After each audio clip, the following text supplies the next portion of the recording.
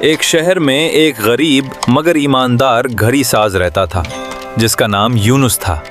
اس کی دکان چھوٹی تھی، دیواریں پرانی تھیں، مگر دیواروں پر لگی گھڑیاں ہمیشہ صحیح وقت بتاتی تھیں۔ دکان میں داخل ہوتے ہی ٹک ٹک کی آواز یوں محسوس ہوتی جیسے وقت خود سانس لے رہا ہو۔ لوگ کہا کرتے تھے، یونس کی گھڑی کبھی جھوٹ نہیں بولتی کیونکہ اس کا مالک سچ کے ساتھ جیتا ہے۔ ایک دن ایک امیر آدمی تیز قدموں سے دکان میں داخل ہوا۔ اس کے چہرے پر غرور اور آنکھوں میں بے چینی تھی۔ اس کے ہاتھ میں ایک نہایت قیمتی گھڑی تھی مگر اس کی سوئیاں رکی ہوئی تھیں۔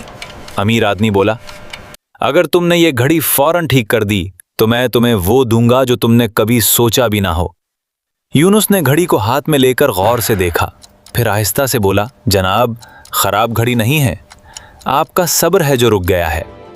یہ سن کر امیر آدمی ہنس پڑا مگر اس ہنسی میں تھکن چھپی ہوئی تھی۔ میرے پاس وقت نہیں، مجھے دیر ہو رہی ہے۔ یونس نے سکون سے اوزار اٹھائے اور کام شروع کر دیا۔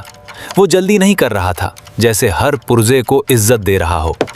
گھڑی کی سوئیاں چلنے لگیں مگر یونس نے گھڑی فوراً واپس نہیں کی۔